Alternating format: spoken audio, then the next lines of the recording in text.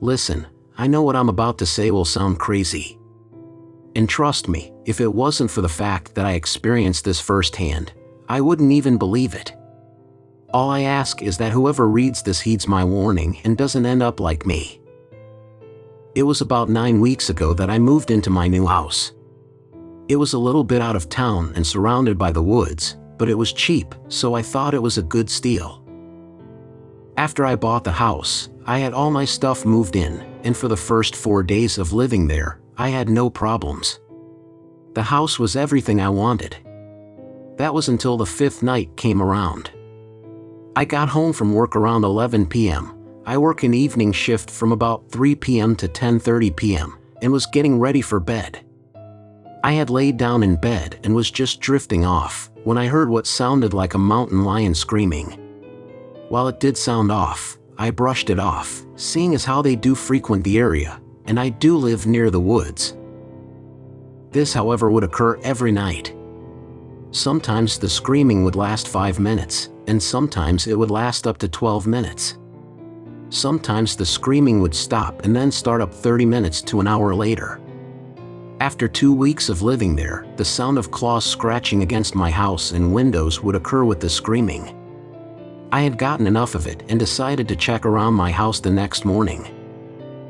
Upon inspection the next morning, I confirmed there was something outside my house. There were claw marks that varied in depth and looked really rugged. Whatever it was had very uneven claws. I called the local wildlife services and had them come take a look. They inspected the marks and listened to what I had to say about my sleepless nights and came to the conclusion that it was a mountain lion, possibly one with rabies, seeing as how it was so comfortable being near human life. I was advised to not go outside at all at night, to avoid possible confrontation with it. They assured me they would do their best to capture it. I appreciated their help. I thought that after that, everything would go back to normal, but that was just the start of it. For a few nights after that, I didn't have any problems with the mountain lion, but everything quickly escalated after just 4 nights. That night, it came back, but it had prey as well. I heard the prey scream as the mountain lion killed it. It was so close that I swore I could hear the sound of its bones breaking, skin tearing, and flesh being ripped off. The thought and image of that made my stomach turn, and I rushed to the bathroom to throw up. I couldn't get back to sleep, so I waited till morning to go out and check out what exactly happened. In the morning, I checked the back side of my house which faced the woods, and right where my bedroom window was, there was a big pool of almost dried blood with some pieces of flesh, fur, and bone. Holding my mouth, and forcing my bile back down, I followed the blood trail that led towards the woods. Just a little bit into the woods, I discovered what was left of the prey. It was completely mutilated, so much so I couldn't tell what it was. Its guts were strewn out with pieces of fur covering some parts. There were some bones, including what looked to be a skull that was bitten in half. I couldn't take it anymore and turned and dry heaved. Luckily, I hadn't eaten anything so far. I felt sick to my stomach, so I called into work to get the day off, then called the wildlife services. Once they got to my house, I showed them what I discovered. Even though they looked sick to the stomach, they cleaned up the poor animal. After that, they checked the area, and upon not finding anything, they left but told me to call again if there was anything else like this. Stuff like this continued on for another 3 weeks. Sometimes I would find dead animals from the mountain lion's late-night snack, or I would find more claw marks on my house or in the ground. I even started feeling like I was being watched by something. Over the 3 weeks, my mental and physical health suffered. I would start to hallucinate that there was something in my house, but upon further inspection there would be nothing there. I didn't sleep much, started to eat less, and my performance at work was horrible. I had finally had enough and wanted to confront this mountain lion. I was convinced it wasn't a mountain lion but something worse. And against my better judgment, I wanted to face it and kill it. This was the biggest mistake of my life. When night came, I grabbed my flashlight, my shotgun, plenty of shells, and headed out into the dark night. As I walked farther into the woods, I could hear both distant and close sounds of twigs snapping and the sound of growls. I shivered in cold fear, but my determination commanded my legs to move forward. I continued on, but soon heard those inhuman screams. They sent chills down my spine and made me stop dead in my tracks. The screams were so close and so loud that they pierced my ears. Off to my left, I could hear the bushes rustling. Thankfully, I snapped to my senses and dodged out of the way as something jumped at me.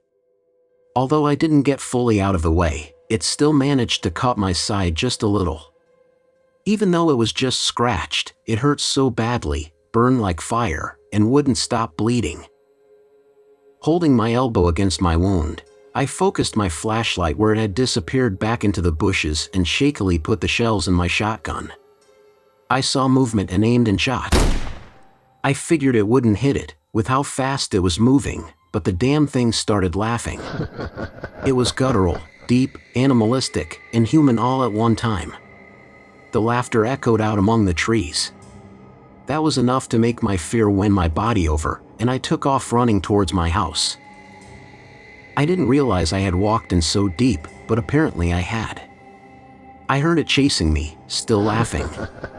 I was its prey, and it was just playing with me as it hunted me down.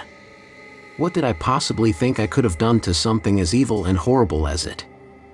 Why didn't the previous house owner warn me? These thoughts kept going through my mind as I ran as fast as I could. I would trip over tree roots that hadn't been there before, but my determination to not let it get any closer kept me upright and running. I finally saw the tree line edge and rejoiced. I knew I could get to the safety of my house. Just as I got to the edge, a clawed hand grabbed my leg and yanked. I screamed as I felt my leg break.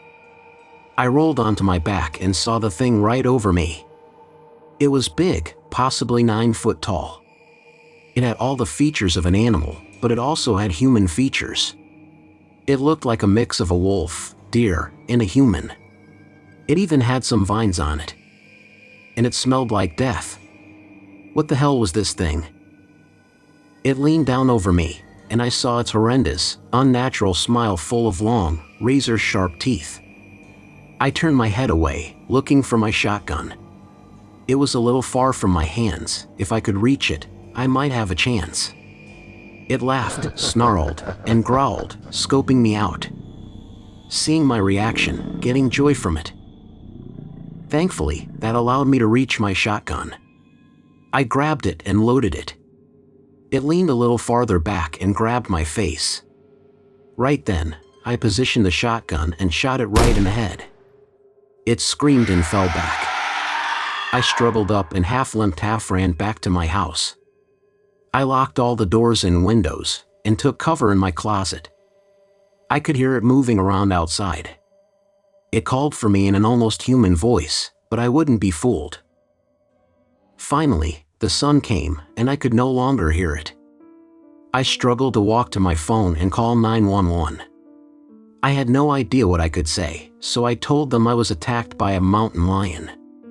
The ambulance, police, and wildlife services showed up. I was taken to the hospital and had my wounds and broken leg attended to. The police asked many questions, but I gave the bare minimum of answers and lied about some. I mean, who would believe me that something like that monster attacked me? Once I was released, I went back to that house, packed my stuff, and left. I contacted the county later and told them that the house was uninhabitable to anyone and asked for it to be destroyed. After much convincing, they agreed, only because the previous house owner stepped up and confirmed it. I wanted to be mad at the previous house owner, but I couldn't. They dealt with that stuff much longer than me. Well, that's my story. I'm writing this from a hotel room to warn everyone that reads this: don't buy a house for cheap, especially if it is near the woods. You might just experience something similar to me. Stay safe out there, people. Reality is truly scarier than fiction.